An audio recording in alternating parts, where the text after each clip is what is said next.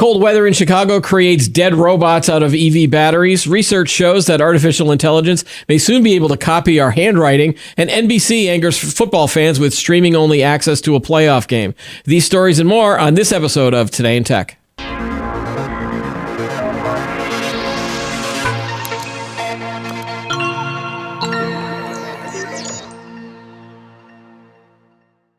Hi, everyone. Welcome to Today in Tech. I'm Keith Shaw. The guy behind the monitors is Chris. Hello, Chris.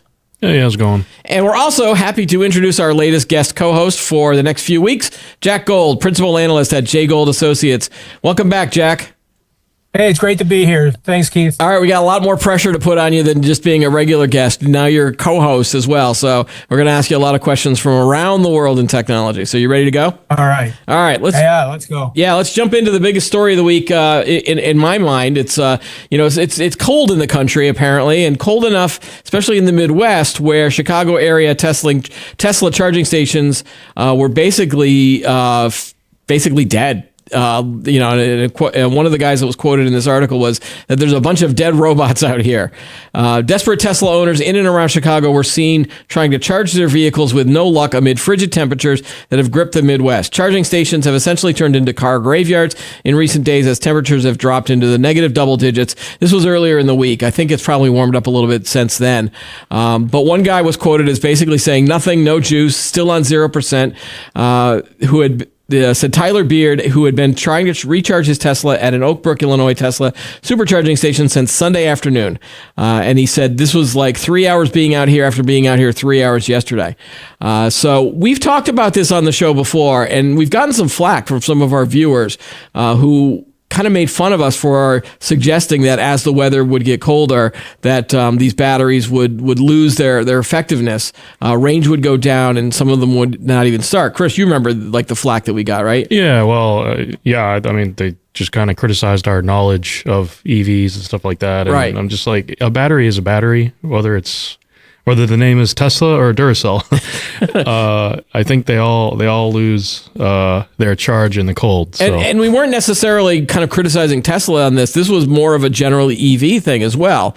So just trying to bring up the fact that when we were talking in the news cycle, we were talking about why people might be hesitant to buy EVs, and especially here in the Northeast where we get cold temperatures, probably not as bad as the Midwest and even the northern states of the U.S., but certainly it does get cold here. I've had cases where my car wouldn't start in the deep of January as well. So Jack, I mean, have you been following this story as well? Yeah, I have. Look, people forget, even on old style gas cars in the middle of winter, when you go out and try to start your car with a regular battery, if your battery is not fully charged, you're not starting your car in the morning, right? Yeah. You got to go call AAA and have them come and get a boost. Batteries are basically chemical factories. And when they get really, really cold, they just don't work very well. And that's really the problem. So when you look at the general EV, look, if you're in the South, if you're in Florida, it's not going to be much of an issue. If you're in Minnesota, where it's 15 below normally, quite often. In the old days, what people do, and maybe they still do, is they literally used to get block heaters to plug into their engines to keep them warm enough so they would start up so the oil wouldn't turn solid on them and so that, they could actually crank them. Batteries are a little bit different. I mean, you're not going to do a block heater, but what you're probably going to end up doing if you're living in those climates and you want the battery to work well, you're going to have to heat up the battery. Batteries work best in the 50 to 70, 80 degree range. That's right.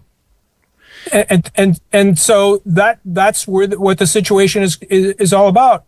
There are a lot of people that are looking at EVs that may not even have garages to put them in. So you're out in the elements. It's going to be cold.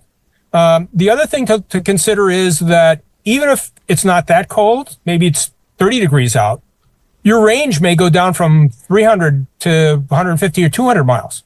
Right. And you have to be aware of that because on the way to wherever you're going, if you're on a trip, you don't want to die in the middle of, Route 90 somewhere. You want to find a charging station earlier. So it's something that unfortunately the EV companies have not done a good job of educating their consumers about. Yeah. And it's going to give them a lot of pushback. Yeah, I'm thinking that it must be there's an assumption out there that an EV car is exactly like an internal combustion engine car, except for the fact that it runs off of electricity. Another interesting part of a lot of these articles was the fact that in order to heat the inside of the car, if you have a gas car, you get heat from the excess heat that the engine makes. And so that's why inside your car, you can turn on the heater and it's fine. There's not, the EV engine doesn't generate as much heat. So you have to rely on other methods to heat. I think some cars, they put heat pumps in them to try to make you warm. But there was another article that Fast Company wrote a couple days ago, kind of as a counteract to this whole Chicago situation. And they were saying, well, in Norway, everything's fine. Like here's all the stuff that goes on in Norway, and where they've got a high percentage of EV adoption. And, they actually have tips about how they're surviving in Norway, and that's, like you said, prepping the battery before you start the car, keeping the battery warm. I mean, keeping it inside a garage. Like, these tips are they seem like common sense, but I'm surprised. Like, there was in that article from Chicago, the guy was like, I went to the airport and I came back and my car was dead. It was like, well, yeah, because you parked in a garage outside. Of course it's going to be dead. I mean, it's Norway. It's Norway. It's chill over there. They have the time and the luxury to just kind of sit back and, I'm going to do all these steps to make sure my EV works right. But try doing that over here. I mean, I doubt EV owners are going to stick to this regimen of, okay, you need to do this, to make sure your EV stays alive in the winter. I don't think they're going to do that. The thing that killed me the most on this article was that apparently in Norway, drivers are encouraged not to use the heating system, but instead just rely on the little heated steering wheel and the heat seaters. So, because that'll keep the car warm, right? Is that what they're... It'll keep your butt warm and your hands warm. Right. But I see. I get into a car and I crank that heater up as soon as I get into the car. I don't think I would be able to give up that luxury of having an instantly heated cabin. And what do you do about defrost? Right, dude. We're just all a bunch of babies here in the U.S. We need to become more Norwegian. There's nothing wrong with being Norwegian. I do like the Scandinavian countries. Absolutely, they're super nice people. So we're not picking on them. But no, they're great people. Apparently, there's also something called a battery blanket that you can put over your battery or on your battery to keep it warm. Well, I was thinking, like, when you mentioned block heaters and stuff. I know they, for a regular combustion engine cars, they sell like a I don't know, if it's like a battery condition, whatever. So like, say if you store your car, you can put like a trickle charge to your battery to make sure it doesn't die. Yeah. And it's almost like maybe Tesla should come out with some sort of like solar panel trickle charge or something. So like when you leave your car out in the cold, just take this little solar panel out, plug it in, and maybe it'll just, I don't know. I'm just thinking out loud. Like one of those giant things that you would, like a big metal thing that captures sunlight and then maybe keeps the battery warm. Like when you were tanning as a youth. No, nothing like that. Okay. No. My car will have a tan, a nice tan for summer. It'd be great. Yeah, Jack, the point that you make about consumers probably not being educated by these car companies that are pushing these EVs. Again, last year was the first year where we saw a big push by EV makers to try to get people to buy EV cars, and now this is the first winter, I think, where we're experiencing a mass adoption of these cars. So I think you might start seeing, if you go into the dealership, they might say, oh, also, remember, if you live in a really, really cold area, make sure that you have a garage that you can keep this in, and be sure to preheat it. If preheat, is that even... Heath, no. Look, dealers aren't going to say that to you, right? When have you gone to buy something where a salesman told you the truth about what you really had to do to get it to run right? Can you imagine how many cars they won't sell if they start putting out that message? And that's really the fundamental issue, right? It's educating people. And I bet you if you went out on the street and you talked to 100 people about EVs, 3 of them would know that in cold weather there's a problem. I mean, let me just cut to me. I still see people trying to fill up their Tesla with gasoline. I mean, it's out there. Come on, that's an urban myth, or that's an urban legend, isn't it? I mean, it's probably fake, but it's like, come on. It's an outlet. Don't stick gasoline in it, you know. Well, and again, the reason I want to talk about this too is because we've been getting, on our YouTube channel, we've been getting some comments from some users and viewers that made fun of us for bringing this topic up the last time. Probably about 3 or 4 months ago, we did a thing on EVs and why people weren't buying them. And one of the reasons we said was because there was concern about the cold weather. It goes back to this idea of the use of an EV. If you get an EV, it's really going to be for commuting from basically your house to work and then work to back. It's not going to be used on long trips. It's not going to be used, on some of these other types of things you would use a car for. And I'm just trying to point out that there are some issues if you're going in rather than just blindly going, oh, I'm going in, I'm going to save the planet, and this is great. Well, not only that, but if I have this correct, I believe Elon Musk. I think he stated this in an interview, and I think it was on the Joe Rogan podcast. He stated that his intent was not to replace the combustion engine; it was to add another option. Yeah. So there's no reason why you should get rid of your combustion car. If you want a Tesla, buy a Tesla and keep your gasoline car. You know what I mean? Right, and just use the gasoline car for longer trips or day trips or going to grandma's house. And guys, there's another piece to this as well. I don't know if you saw it this past week. Hertz said they're getting rid of 30% of their EV fleet. Oh, I didn't see that. Good. You got more details on that? Yeah, they said basically that it was too costly to maintain them. Huh. Let me find the article. And they were going to get rid of them and bring in regular combustion engine cars. What were the big maintenance issues? Was it just maintaining the battery power level, or was it in addition to other things? That's my guess. They weren't specific, but my guess is that, look, if you have to go out and replace a battery on an EV, you're talking about thousands and thousands of dollars. They're not cheap. Yeah. Right? It's a major portion of the price of the car. So, if something happens to the battery, if it gets discharged, uncharged, overcharged, whatever, and you have to replace that thing, it's expensive.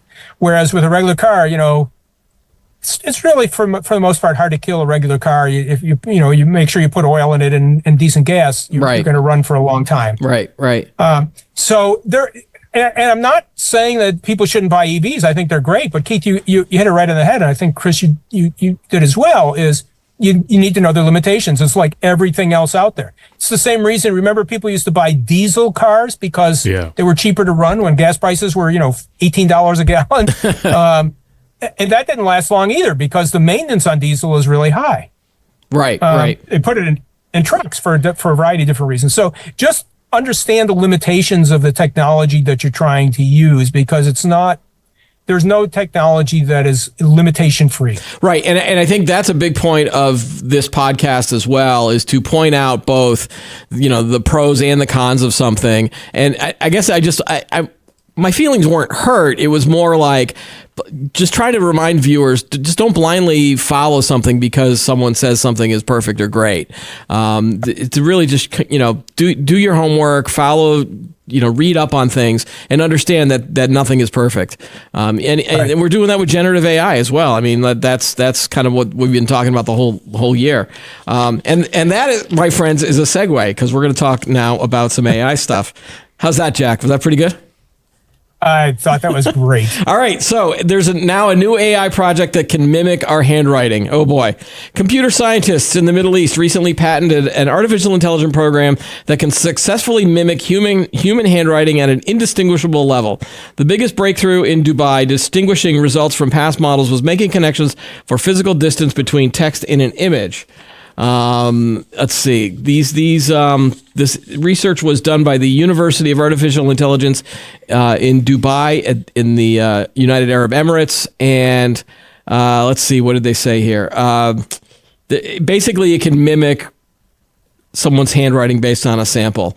And they also, however, did say that they are well aware that the invention is, they are very cautious because it could be misused.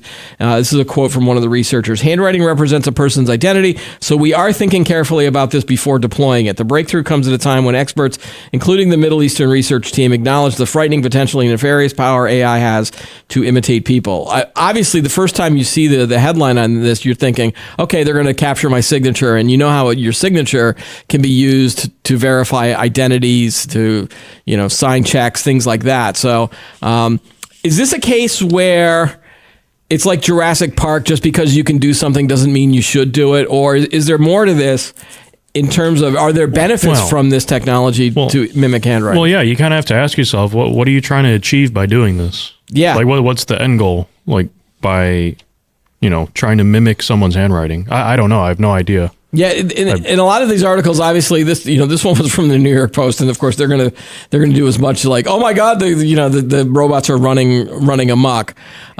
So it's difficult to explain why they were doing it, but Jack, have you been able to figure out any good purposes for this?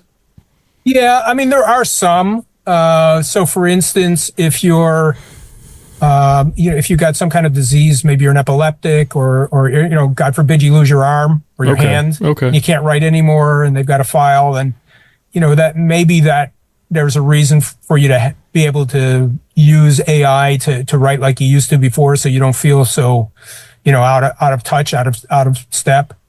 But for the most part, it's not so much for me. The thinking is not so much being able to do writing like I do. It's to use AI to be able to read my writing, because the handwriting is so bad. Well, that raises another question: is like handwriting in general has gone away for a lot of people.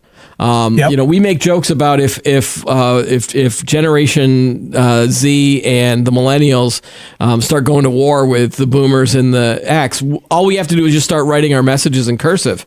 I can still do cursive, I'm safe. But again, I haven't written a long cursive letter in a long time. I mean, I still do my signature in cursive, and I watch my kids try to do it when they're signing checks, because they get now birthday checks and they're teenagers, so they have to sign these things, and their cursive, they're like really careful with it, whereas I'm just like, blah, blah. Wait, you do yours in cursive? I do mine in Scribble. You ever seen Scribble? No, what's Scribble? It's a scribble. That's what doctors use. Yeah. Oh, yeah. And so I can't, and then the rare times I do handwriting, like I don't know, none of this is handwriting. The rare times I do it, I'm basically printing really fast. Yeah. And so even my cursive writing has gone away. Can you imagine, like, again, you go back to like the 1700s when, you've got calligraphy, and, the Declaration of Independence is actually a really well-written document, like handwriting style as well. And I can only imagine if you bring them to the future and they look at what we're doing now, they'd be like, why are you not handwriting correctly? I don't know. Maybe I'm sure they'd be impressed with a lot more than just how bad our handwriting is. But we're not doing it basically because we no longer have feathers. Because of the quills?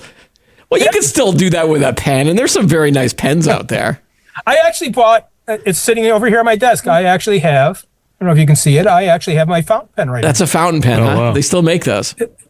They still make, well, the Chinese do. I don't know if you can get them in America. But yeah, it's become a skill that most people don't have anymore, and I don't think we're teaching it to our kids. I don't think they're even teaching cursive writing anymore in schools. No. I would have to check, but I know that our kids, I don't think, my youngest is 14, and I don't know if she's ever done any cursive training or writing. How's she going to write a check or sign a check? I think she just no, she just writes her name out or something like that. I haven't asked her about how to do it. I've seen my son do it, and I've seen my oldest daughter do it. So I know that they've been trained a little bit in cursive. But yeah, I mean, what the other it's thing? It's like the new math, right? Yeah, and we'll get back to that in a second. I want to talk about that a little bit, but there's technology now when you're signing an electronic document. Like I do get sent some contracts, via digital PDF and things like that. And they ask you to sign it. And for the most part, they'll accept it if you just type your name in. and then it basically takes the handwriting font and then does that as their signature, mainly because they're just looking for more like the electronic timestamp. But then there are others I've seen where they ask you to, you know, that little keypad on your computer. Or they ask you to do it with your mouse, and the signatures, I can't create my signature on either a touchpad or with a mouse without it looking like a scribble, and I'm trying to imitate my cursive style. It's the same thing with those, when you were using the credit card things, and you remember when you had to sign on one of those keypads? Yep. Like, it's miserable. Or they say use your finger to do it on like an iPad.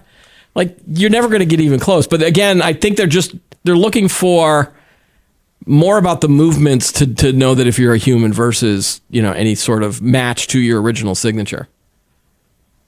Well, in fact, there are AI programs that do that now, right? So there are a lot of programs used for security that will not mimic you, but understand how you operate, eye movement, finger movement, how you breathe. Right. Just personal data about you that verifies that it really is you, that it isn't somebody else. From the signature piece, I get those, using a brand name, I guess, but I get DocuSign stuff all the time. Yeah. And mostly they already know it's you. Okay. Because they know who to send it to. They know who's getting it. They've identified you a number of different ways. And so the signature is really kind of a formality for them, just to say, Jack really read it and did something with it. But those are the kinds of things that are going to be interesting, getting it back around to the AI piece. Do we really need signatures long-term when AI can actually do a lot of feature recognition, not just physical feature, but, how I breathe, how I cough, how I comb my hair, how I, interact with Keith and Chris on the show, to verify that it's me. I think that's really where we're going. And so maybe cursive isn't that big of a deal. Yeah. I actually can type on a keyboard now faster than I can write cursive. Yeah. It's gotten to that point. Yeah, me too. So does that cause problems for security identification, authentication issues in the future? Or is it just something that goes away because we've already replaced it with something else? There's a transition period, right? It's like everything. There will be a time where there'll be overlap. And there will be some issues around security, knowing that it's actually me if I can't sign my name or whatever. But long term, if we look at it long term, I think it's the technology that wins out. Yeah. I'm wondering if we're just going to be all basically just signing as X from now on, which would make Elon Musk very happy, because that's his big letter that he loves. So we're gonna be using our digital identified code. It'll be a chip in our wrist, and that's how we're going to sign and wave things. Well, I was going to say that we're all just going to end up pricking our finger and then putting it on a blood sensor, and then it's going to analyze the DNA, and that's how they'll figure out that's hygienic. What we are. That's safe. I'm sure that's going to be... I think I like yours better than mine, Chris. Okay. All right. Moving on. Davos was this week. This was the big conference over in Switzerland that I've never been invited to, nor will I ever, because this is where all the muckety mucks that are the world leaders and all the billionaires go.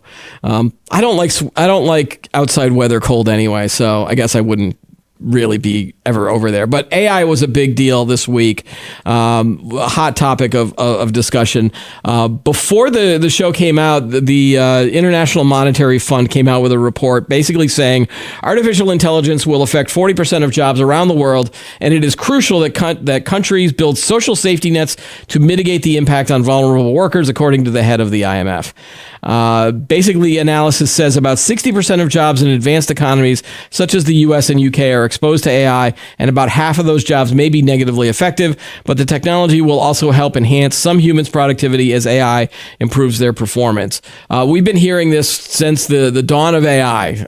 This is all about, what jobs are going to go away, but then a lot of other people say yes, but a lot of jobs will be created. I think if you're worried about your own personal job, just try to be on the side of the job that will have you enhanced by AI rather than eliminated by AI. Jack, do you have any thoughts on this? Is it just more of the same, or is there something about this report that would cause concern rather than just the people that are, from those muckety mucks at Davos? I think there's a few issues here. Some are technical, some are political, some are personal, right? So I actually look forward to AI in the sense that I look at it as an artificial assistant, as opposed to, think about it as Google search on super steroids, right? Right. If I'm trying to create something, if I'm trying to do something creative, I'm writing something or whatever, I would love to have somebody sitting over my shoulder, not somebody, but something, right? Sitting over my shoulder, looking at this and saying, you don't want to write that sentence that way. This is much better. Or, I've looked in the background and what you just said, people have said before, and you want to say it a different way, or, whatever it is. Creativity is something that AI, for all we talk about AI, creativity is something that AI is not really good at. It's really good at being able to do redundant stuff. And so if your job is highly creative, if your job is to fill out forms all day long, AI is going to take your job away. Right. If your job is to create the forms and do more than just to create the forms, but, put some thought behind it, it's going to be a long time before AI is able to do that for us. And so when we talk about which jobs are going away, it's the ones that are less skilled, that don't need a lot of brain power, redundant kinds of jobs where, and I'm not trying to belittle people that do these because it's necessary, but it's, clerical kind of work that AI is going to be really good at doing for us and do it very quickly. Yeah. I think a lot of those types of jobs, you are generally, if you're in a position of doing that, you're not doing that for 8 straight hours in general. You're probably doing that as a function of your larger job. Right. If you're doing clerical work or bookkeeping work, there are other parts of the work day, whether you're in a meeting or a planning session or trying to figure out something where creativity is still going to happen. But at the same time, I think there was a news story this week where Amazon is going to be adding a bunch of AI question and answer type things for its products so that you don't have to read the reviews as much, or they'll be able to explain what's in the product. And then I think that because of that, they eliminated some sales positions, or I should have brought it up. I'll bring it up next week if I can find it. At the same time, you are seeing some jobs, or they're not going to hire more people because they've got this new tool. And who knows if this is ever going to work or not. That's an extension of what we already have. When was the last time you called, I don't know, whoever, a health provider on the phone and got put into this robot loop, right, of answer 28 questions before I put you to the right place? Right. Amazon and others are just taking it with AI. It's the next level. It gets much better because it understands more of what's going on. It's not just a menu tree. Now they can actually do some sorting on what you're telling them and try to figure out the right path for you. So hopefully it's going to get a lot better. And Amazon basically is saying, if the Amazon Assistant, if you have a problem, you can actually supposedly talk to a real human. Half the time you're not talking to a human anyway. Yeah. But, and so I think it's just going to get better. And people that were in that space before, they're probably going to get eliminated, unfortunately, or they're going to have to get retrained to do other things, which are more creative, more appropriate for their skill set. Who knows? But anytime we come up with a new technology, whether it's, trains, airplanes, cars, computers, remember all the people, I don't know if you remember, I remember this well, all the people that were supposed to lose their jobs when computers came on board because you wouldn't need all these people in the back rooms doing all this manual stuff. Right. How many jobs did the computer industry create? So, yeah. So you're still on the side of, it with a grain of salt. And again, you're kind of preaching to the choir here because we're all technology enthusiasts and we like the benefits of technology versus the potential downsides. I would expect more of this as we move on. I just think that was the biggest thing. Again, so at Davos this week, Sam Altman was there, and Satya Nadella from Microsoft was there, and they were touting the benefits of AI. Obviously, I still think Microsoft is going to screw it up for everybody. Because they've never done that before. They released a Copilot type thing for Windows and some sort of like Copilot Pro, and And again, it's not because I dislike Microsoft so much. It's just I just have this gut feeling that, and again, most people that like this stuff have already called it like Clippy 2.0 and like the assistant and the Copilot, obviously, but I haven't seen anything yet that has convinced me that this is what I'm going to be doing in my daily life. And, you know, I have to remind myself to dabble in AI. Like, oh, hey, you haven't done anything with AI lately. Let's see how it's going. But again, this is a Mac and I do most of my stuff on Mac. Maybe if Apple ever comes around and says, hey, we've solved the AI issue and here's what we're going to do, then I'll get a little bit more excited about using this in my daily life. It's not if, it's when. Yeah. And I think most people want them to be when sooner than later, but Apple's like, hey, Sure. we're gonna take our sweet time on this and, you know, get it right. I mean, I remember my first laptop took about 10 minutes to boot. You know, who would put up with that today? And that was exciting when it was taking 10 minutes, right? Yeah. Yeah. Yeah. I barely had time to go get a cup of coffee. All right, so we're gonna keep our eyes on this stuff as well. So let's go on to another story. There's a couple of stories in the streaming video space that we wanted to touch upon. First this was an older story from a couple weeks ago where the Wall Street Journal was saying that Americans are now canceling more of their streaming services. Customer defections across premium streaming services rose to 6.3% in November from 5.1% a year earlier. About 1/4 of U.S. subscribers to major streaming services, a group that includes Apple TV Plus, Discovery Plus, Disney Plus, Hulu, Max, Netflix, Paramount Plus, Peacock, Stars. I can't believe there's that many services out there. But apparently 1/4 of U.S. subscribers have canceled at least 3 of them over the past 2 years.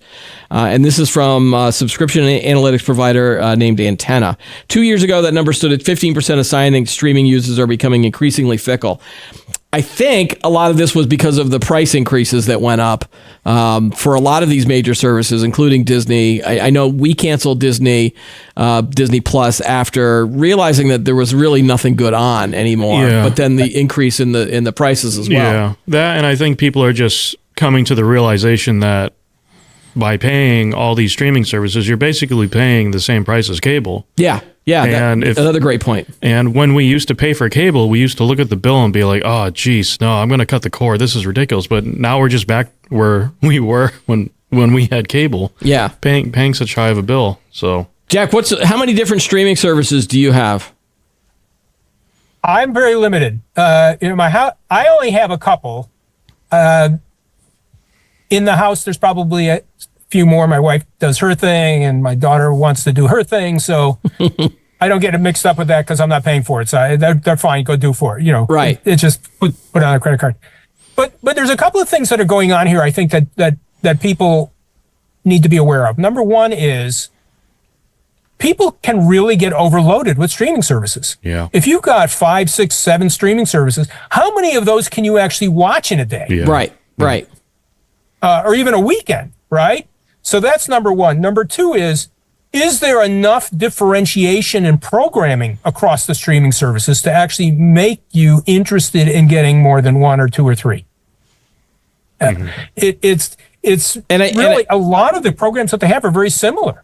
Right. And I think the reason that Netflix does so well compared to a lot of these others is because I think most people believe that Netflix probably has the best range of types of shows, it's that, and I think they have a good rotation of content too. Yeah, you know what I mean. There's another thing too that I think all streaming services are do this is have you noticed whenever you view a movie or a TV show, the wallpaper or the poster, we'll call it the poster, will change to make it look as if it was like a new piece of. I haven't noticed that as. Yeah. Oh, to like try to refresh the thumbnail cover changes? The poster, call it the movie poster, whatever. Yep. The image that they use to. I have noticed that. Yeah. And I think they've been doing that for a while. It's just to give the sense that it's not the it's same new, old program. Right? They're playing psychological games on us. Look at this. So I've done this thing that everyone is talking about where there was right around the time of the Disney increase, I realized I was paying for probably 5 or 6 different streaming services. And again, same thing, wife liked one service, my kids liked one, and I I made them fill out a poll and said, rank your top 3 or 4. And then the lowest one was going to get cut. And it turns out that I didn't get a lowest one. It was almost like every point system was equal, because, one really, really wanted to keep one, and et cetera, et cetera. And so, but I ended up cutting a bunch of them, but I've now brought back in Peacock, and I'm going to explain why in our next discussion. Brought that back in. I got a deal around Black Friday for HBO Max, or Max as it's now known, where they were like, Black Friday, you pay $3 a month or $4 a month for 6 months. But now I'm tracking it so that I know when the subscription will end, and then I'll cancel it unless something else comes along content-wise that will help me justify that cost. So I am trying to limit how much subscriptions I'm running. There is another piece to the cost thing. Yeah. That doesn't get talked about very often. And I'll bring it up because it happened to me. So we cut the cord. We cut the cord for cable TV, basically. Yep. And that was fine. But you still have to keep internet service, right? Right. So what we found was that I can't remember the exact numbers. I want to say off the top of my head, it was with the cable plus the TV was something like $115 or $120 a month, something like that. Yeah. When we cut back, the internet only service started out at $60. Okay. Then went to $70. And it's now $90 a month. Yeah, that's what I pay. Gigabit internet. And you don't have a choice. Yeah. If you don't have internet, you don't get streaming service. Right. So they're making it up. The cable providers are making it up on the internet only service for the cord cutters, and basically giving the TV for next to free. Exactly. I don't want to jinx myself here, but I'm gonna like, my internet only service has not gone up in 3 or 4 years. And I'm just jinxed myself. I know. But again, I'm also not subscribing to that highest tier of broadband. I mean, this is again, Jack, you and I are both networking guys. We know what capacity, a certain level is gonna achieve, and I've never had any really big, networking problems with my broadband. Compared to maybe what Comcast or others claim. Like, I hear those radio ads and they just drive me crazy about, well, if you have six people all trying to stream at the same time, it's going to be a problem. It's like, no, it's not. The bottleneck is always it's never at the LAN level. It's always at the wide area network level. So, right. Or people don't understand that the bandwidth to stream is not as high as everyone thinks it is. Right. But the issue I wanted to raise, just the final point, right, is that it's not just about the streaming services. It's about the overall bill. Okay. Right. That's what people are frustrated with. Yeah. And then from the company standpoint, and this is something that the Disney folks, the Bob Iger said, was that they were hoping that if people did cancel the premium service, which was, that's the one that they raised for no ads. They want to bring them back at a lower price, but then give the ability to basically show them ads, which means that they can make more money by selling 10 to 15 ads per program, than you would make up from the subscriber that paid for that no ad service. So I think that you're seeing that as well. And when we resubscribed to Peacock, we went to a lower price plan. But I have to now suffer through ads again, which means it's all going to circle back to that days of broadcast TV and cable TV where, instead of watching a 20-minute program on Netflix with no ads, you're now going to be watching 30 minutes. So you won't be able to binge as much because, again, you could watch 3 episodes of something in an hour. Now you're down to 2 episodes for that full hour because they're now pumping it full of ads. Yeah. It makes the streamer happy because they're going to get more revenue from the advertising than they would have from the subscribers. I mean, that's what it's all about today. And it's kind of sad because it's a game of how do you prevent your subscribers from leaving? Right. Really, I mean, that's what it's all about. How do you keep them? And even this episode, I'm sure, on YouTube has probably already pumped a couple of ads in this episode. Absolutely. And you sometimes you have the ability to skip the ad, sometimes you don't. And then you're just suffering through a lot of these ads. Oh boy, that's just depressing. But anyway, I want to. So the next thing I want to bring up was that, and I know, Chris, you're not a sports fan, so you can skip this whole conversation if you want.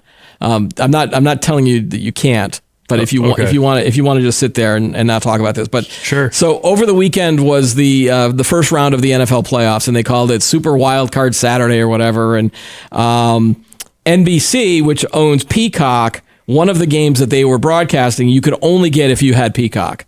Now, they announced this last May, and so this was not really a surprise for everybody. But as it was coming up, I think people were like, oh, crap, I've got to go get Peacock if I want to watch this game. And, of course, it was the game between the Kansas City Chiefs and the Miami Dolphins, which was one of the bigger hyped games over the weekend. And so I think a lot of people then basically went on to Peacock and subscribed. I was one of them. Again, I've cut the cord, so I don't have access to all of these other football games. So I was able to watch 2 of the football games because they did this for the next game on Sunday night, because I went and I subscribed into Peacock again for the $6 a month. And again, I had all these ads. But I think what irritated a lot of people was that after the game, so during the next game on Sunday night, which was broadcast on NBC, but then they also did it on Peacock, they made this like video congratulating themselves that really irritated people, because they were claiming that an average of 23 million people streamed the game on Peacock, making the first ever NFL playoff game to be exclusively streamed, the most streamed event of any kind in the U.S. ever. Super Wildcard Saturday was also an all-time record day for U.S. internet traffic, with most of those people interacting with NFL content online. It was just this like spin thing that, like, they're just, again, they're peacocking, to borrow their own term.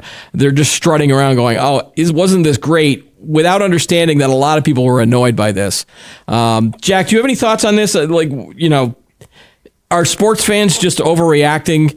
It's weird that the NFL would do this, other than the fact that Peacock paid them $110 million to broadcast this game. And this was the game that Taylor Swift was at, by the way, because it was the Kansas City Chiefs game. Look, at the end of the day, it's all about the money, right? Yeah. It's how they can maximize, how everyone, including the NFL, is going to maximize revenues.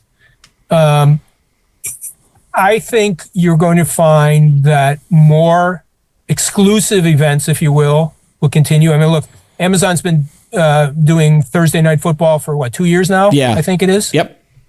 That's not going away. People complained about that. Were really ticked off about that early on as well, because they missing the game. Playoffs are a little different, right? People really want to see the playoffs more than individual games. Right. In my opinion, at least. So they got more pushback, but I think you're going to see more and more of this. I think you're just going to tick off fans. I think there's going to be a rebellion. And again, I remember the days that, when you could watch a football game just over broadcast, and then cable came along. Right. So you did have to subscribe and pay in order to get a better quality broadcast of cable. So this is not necessarily new. There's a thing on the screen that we're showing, which is a post is like, this is not that far from the government congratulating itself for collecting the most taxes ever. That was one of the responses they had to that. That's hilarious. To that video. It just seems that, like, why would you want to tick off people that now you have to go and search or subscribe or things like that? Again, I don't have access to a lot of the regular broadcast games because we don't have cable. If I really, really wanted to go see the game, I would have to go to a bar or some other place, and they're under the onus now of trying to find that game on their services. So now you're putting additional costs on a lot of these bars and restaurants that want, or sports bars or other locations that broadcast this thing. So yeah, but you can, Keith, you can actually see most of the football games today, even if you don't have cable. How do I do this, Jack? Tell me. Well, they're aired on ABC, NBC, CBS, whatever. If you put up an antenna. Oh, I see. See, I've tried that before, and my house is in one of those areas where I can't get a lot of great broadcast signal. And the last thing I want to do is climb up on my roof. So I guess that's on me. So you're right. You are right. So I'm the same way. And my cable provider, I don't know if you want me to say who it is, but my cable provider will give me local channels for free. Okay. For any TV in the house I want to attach their cable to. Huh. So okay. I actually have 2 TVs in the house right now. One in the kitchen, one in the kind of in the dining room that only get local channels, but they're hooked up to the cable. And they're free. I don't need an adapter or converter or anything. Now that I've said this, they're probably going to come back and say, okay, we want you to pay. Jack, we saw you on this podcast, and we now need you to do this. Right. But so there is some of that. So the point is that if you're in a large urban area, if you're close by, if you're close enough to a regular broadcast station, at least you have the option Right. of seeing the games, most of the games, because they're on a network. Yeah, ABC, NBC, Fox, whoever they're going to be on. Right, but this is the first time that now this game, you could not get this over broadcast at all. NBC wasn't showing it. It was only on Peacock, and I think that's what's irritating most people. Right, exactly. Yeah. Exactly. All right. If they do this with the Super Bowl, I mean, how would that affect? You'd have riots in the streets, cars would be flipped over, buildings would be burning. I mean, they've already started with playoffs. It's not much of a stretch to take that down the logical thing of saying, if you want to watch the Super Bowl, you gotta.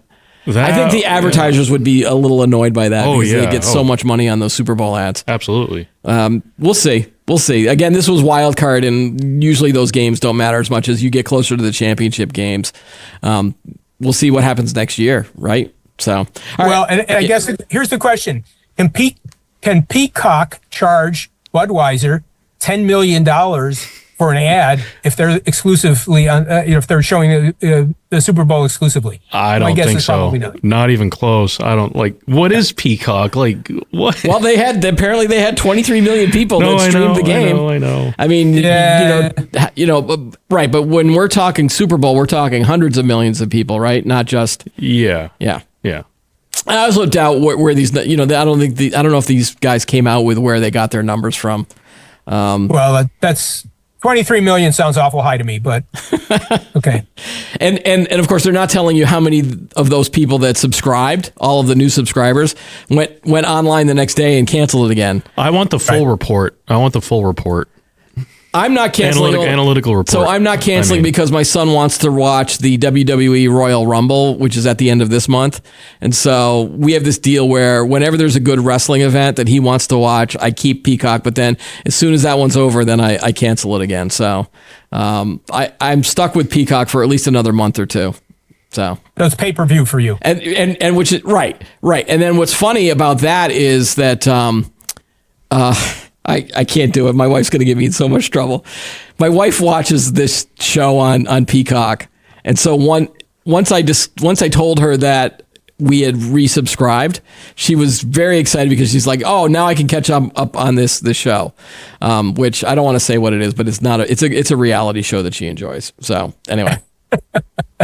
I'm sorry, Melissa. I'm sorry. All right. Anyway, last topic before we get into our lightning round. A story that says that remote workers are losing out on promotions because basically they're not in the office. This is an interesting story in the Wall Street Journal. New data shows that fully remote workers are falling behind in one of the most prized and important aspects of a career, which is getting promoted. Over the past year, remote workers were promoted 31% less frequently than people who worked in an office either full-time or on a hybrid basis, according to an analysis of 2 million white-collar workers. This was by a company that provides employment data, Live Data Technologies. Remote workers also get less mentorship, a gap that's especially pronounced for women, according to this research. Of employees working in full-time in an office or on a hybrid basis, 5.6% received promotions at their organization in 2023 versus 3.9% of those who worked remotely. In the 4 years since the COVID-19 pandemic upended the way Americans work, employees have engaged in a tug of war over return to office efforts. We're still seeing this.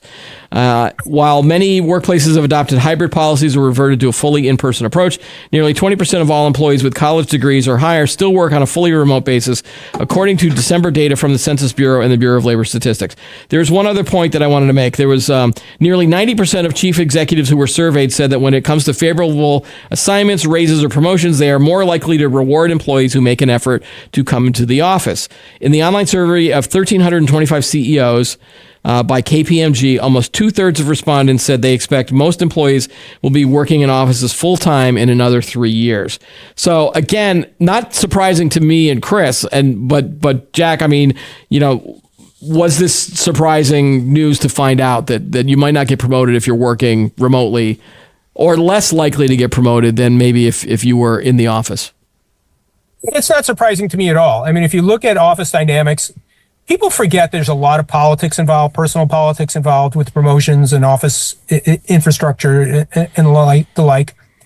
if you're there on a daily basis and people see you, I mean, your boss can come in, you can go into your boss's office, you can go to lunch, right? Go have a cup of coffee. There's a personal issue with that. Yeah. That would helps with, building a team that you don't get over Zoom. I mean, Yeah. where I'm on Zoom right now, we're not, it's a different dynamic. We're having a good conversation, but once it's done, it's done. We're not going to go out and have a beer afterwards, right? We could, but it's a lot of Yeah. work. I mean, It's a lot of effort, extra effort that people don't usually do, right, over Zoom. Right. Because we're in different parts of the world. yeah, I mean, if you, So, go ahead, Chris. Sorry. I was just gonna comment real quick. It's like, yeah, you got to make the arduous journey to get here to your office. It's like, yeah, I feel like you'd be more apt to be rewarded for that. So, but go ahead. I've actually had people, in the height of COVID, where they would do, instead of having, meetings in person, they would actually send out care kits to all the people that were going to be on Zoom with, a bottle of wine or beer or a cup of coffee or tea or whatever. Yeah. And I attended many virtual happy hour type things where they're like, just grab a beer from your fridge or grab a drink, and then, we'll all be on Zoom drinking. It was awful. It was horrible. Right. It's not the same. It's not the same. It's not the same thing. So people shouldn't be surprised that the personal relationship that you build with people in the office has a direct influence on whether or not you get promoted or whether you get a raise. Yeah. It's just human nature. Yeah, I just found it surprising that people are admitting that, yeah, of course we're going to promote the people that come into the office more than... Well, no. Like usually they're saying the quiet part out loud. Right. I mean, the other thing too is just right here. I was just looking at the article. There's a quote: "Remote work can be especially costly for young women trying to build their skills," says Emma Harrington, assistant economics professor at the University of Virginia, who recently co-wrote a paper that found software engineers at a Fortune 500 company who worked in the same building as their teammates received 22% more feedback on their code than engineers who didn't share an office with their colleagues. Well, Right. It's kind of like, well, yeah, if you're all in the same vicinity, you're more likely going to get feedback because you could just walk over to your colleague and be like, hey, could you look at this? Instead of trying to, okay, now I got to schedule some time on the calendar to see if this person is available on this time and stuff like that. And it's like, yeah, that's kind of right. Like, Yeah. I believe that, And it's not just the male female thing too. If you see the chart there, sure. That the percentage of women who are working remotely is a little higher than men. I think the men are probably more likely to be willing to endure a commute. Maybe I don't know what it sounds sexist or anything, but Right. You've also got women that might be doing more family issues as well. And again, I'm not trying to be stereotypical or anything, but there are probably reasons why the remote worker for women is higher than men. But also, younger employees, we're finding that they need to be in an office, or they want, or they should want to be in an office more. Yeah. Because you get that mentorship and feedback, like you mentioned. I can't imagine ever getting out of college and looking for that first job and not having the ability to be in an office or You'd in a feel newsroom. lost. You feel lost. It's like, what am I doing here? I also You know what I also mean? worked in a newspaper my first year, and like you had to work in a newsroom.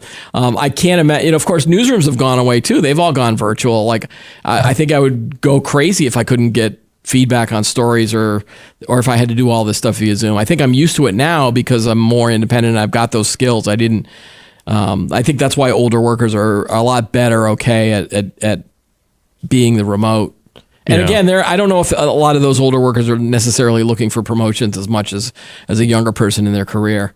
But again, it's reinforcement, right? You want to go, if you're doing something, especially if you're doing something creative, let's say you're writing code or you're designing a new circuit board or something, you want to go next door to somebody that you trust and say, look, I think this is going to work really well. What do you think? Yeah. Because you've done this before. And you can't do that when you're working remotely. Right, because then it's like that's a Zoom big part of the calls, problem. and I've seen like some software that allows you to do instant Zoom calls with people. I think Yeah. Slack has a feature for that. But like, if you're not at your desk when you get that alert, it's like with text messaging. Sometimes my kids will send me a text message and I won't see it for like an hour later because I just haven't checked my phone and didn't realize it had buzzed or anything like that. So Right. yeah, Exactly so. All right. It's a different dynamic. All right, let's wrap up. I got a quick lightning round for you for you, Jack. And again, Chris, you don't have to jump in unless you want to. Apple Vision Pro pre-orders, I guess, start on January 19th. This episode is out on the 23rd, so we don't know how that's going to go. But Apple and Disney made some announcements where all of this content is going to come out, and I guess it's coming out on February 2nd. Has anything changed in the last 3 or 4 months for you on your opinion on the Vision Pro? It's very expensive, as we all know. Yeah. The problem I have with this Disney announcement is, we've tried 3D movies in the home forever, right? Yep. You have to wear these glasses. Are people, the bottom line to me is, are people going to put on the Vision Pro and wear it for 3 hours to watch a movie? No. I'm not sure that's going to happen. Yeah. Yeah, the needle has not been moved for me as much. I saw a bunch of the early reviews. There were a bunch of elite tech journalists that got to do more hands-on stuff with this, and they're all saying the same thing. Like they're saying, yeah, it's great to look at, it's great fun, but I'm not going to buy it because I can't afford it, or nothing is changing, the needle in terms of what I'm going to do with this. I think this is going to be one of those things where maybe Apple will set up demos at their Apple stores, and then you'll have a long line to try it out, but it's not going to make you push the button until they get this thing cheaper. And even then, there's all the issues of comfort and stuff. Yeah, I still think it's going to be a novelty item. It's going to be extremely niche, and I think it's going to be very difficult for it to catch on to any sort of mainstream market or right. Look, most people are going to be from Missouri about this, right? $3,500. Show me what I'm going to get for $3,500. I know, $3,500. I know. I can't believe that Apple wants to sell a product for that much money. No, the reason they're doing that is to limit production, right? Right. It won't stay there. But if it came out at $995, they wouldn't be able to build enough of them for demand. Now they're basically but saying, wouldn't you rather have that where you have long lines of people and of course then that would create a secondary market for all the scalpers and things like that. I don't know if Apple wants that either. All right, next again, I promised a lightning round, so I got to keep going quickly. Okay. A new report by the BBC is basically saying that self-checkout technologies at grocery stores is not living up to expectations. Customers are still lining up for checkout, and they usually need store employees to clear kiosk errors or check IDs for age-restricted items. Apparently, there's also a big issue with theft. There were some reports about that. It's a lot easier to steal from a self-checkout machine than it is, going through a human cashier. I'm going to admit here on the show that I've inadvertently forgot to pay for something in a self-checkout because I put it under the cart. And then I just walk out with it and the machine, usually it was like a case of water or something like that. But again, I don't like self-checkout machines, maybe more as from a moral standpoint of I don't want to, if I'm not going to get paid by the retailer to do the checkout, I'll just sit and wait in a line rather. But any thoughts on self-checkouts? I don't know if this is the death knell, but it's certainly on the downslope. I have the opposite sense from when I go to the store. If there's no line at the self-checkout, I prefer that just because I know I can get out quicker. Everyone's made mistakes at self-checkouts. I think it's also depending on how much stuff you're buying. If you don't have a lot of items, I'm willing to wait in that line for checkout. There usually is a line at some of the self-checkouts, but Target, they just apparently too many people were using the self-checkout, so they had to limit it to 10 items or less, just to try to keep the line moving. And the lines at my local Target were usually longer, but then I discovered it's because they didn't have as many people on the cash. Once the holidays came around, then they had 4 or 5 different cashiers open, and again, I was willing to because I was usually buying a lot of stuff. So it all depends on the length of the line. I go to BJ's, I go to Walmart, I go to a lot of different stores. Stop and Shop. A lot of them have self checkouts. Wegmans has self checkout, and I actually prefer it if there's no line because the other lines, in theory, at the self checkout, people only have 3, 4, 5 items. They're not doing a whole shopping cart. Whereas you go to the regular line and people have 1 or sometimes 2 shopping carts full of stuff, and it's going to be 15 minutes before you get to the cashier. It's just not fun. I also like the personal communication that I get with the cashier. Sometimes it's it's fine. Yeah. Maybe I'm just old. I just don't like people. Yeah. All right, and our final item, we didn't get a chance to talk about this, but Samsung launched their new Galaxy smartphones, and of course they're adding AI, everything to it. Basically software features that are hoping to spur sales. I guess we'll see if Apple comes out with some AI enabled things later this year, whenever they're launching their new iPhones. But Samsung apparently, is this moving the needle for you at all? It's not with me. I saw some of the stuff that looked kind of neat, but I'm not going to use that in my daily life. I'm still an iPhone guy. Well, so there's two issues there, right? If you're going to, Are you going to switch to Samsung from iPhone? Probably not. No.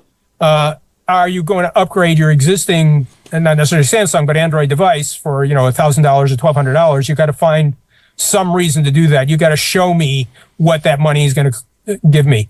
The new AI stuff has a lot of potential.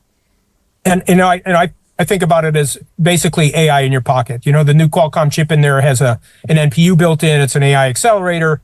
There's a lot more stuff that's going to come down the pike. It used to be just about the camera, and now it's about texting. Now it's about sorting through my emails and figuring out what I really need to address and what I don't need to address. There's going to be a lot more of that stuff coming. So this is a first step in AI, in real AI on a smartphone. It's not the last step. You'll see a lot more. Right. Apple will definitely have something in the not too distant future. They're probably not going to call it AI either. They're probably going to call it like Right. machine learning or like they. I think they want. AI. Siri AI. Oh God. Yeah, and I don't know if you saw this from CES from a couple of weeks ago, but the biggest thing that I saw that was hyped that a lot of press people were excited about was this Rabbit AI thing. It was a little device. Again. It was a standalone AI device, and I don't know if they answer questions via voice. I've been of the mindset that people are not going to need a standalone device once the smartphone makers and get AI right. Because then they're just going to put it on the phone. And if I had a phone that could do 30 different things and AI or whatever it is one of them, then I'm not going to want these little like Star Trek type badges things. Remember when we used to go out and buy cameras? Yeah. Yeah. Oh, yeah. And music players? Yeah. Oh, yeah. Oh, and everything old is new again, too, because my kids were getting into disposable cameras. Because the summer camp that they would go to, you can't have any electronic devices, but you are allowed to have a disposable camera. So we bought them one so that they could take pictures while they were at camp. Two things out of that is, one, trying to find a place to develop the film is a lot harder than it used to be. B, these things are wicked expensive. It was like $40 for a disposable camera now. And then it took, again, 2 to 3 weeks for the film to develop. I think we got it at a CVS or a Walmart or one of those things that still do all that stuff. But you probably have to send it to China. Yeah, they were circumventing this thing, and they're interested in the older technology more than I am. And then they realized that most of their images came out blurry. It's like, yeah, because you're not, with a phone, you've got image stabilization features. You don't have that with a disposable camera. So. All right, Jack, I could talk to you for a couple more hours, but we're going to wait until next week to do some more topics. All right. Thanks for joining us on the show this week. Thank you. All right, that's all the time we have for today's episodes. Don't forget to like the video, subscribe to the channel, add any thoughts that you have below. Join us every week for new episodes of Today in Tech. I'm Keith Shaw. Thanks for watching.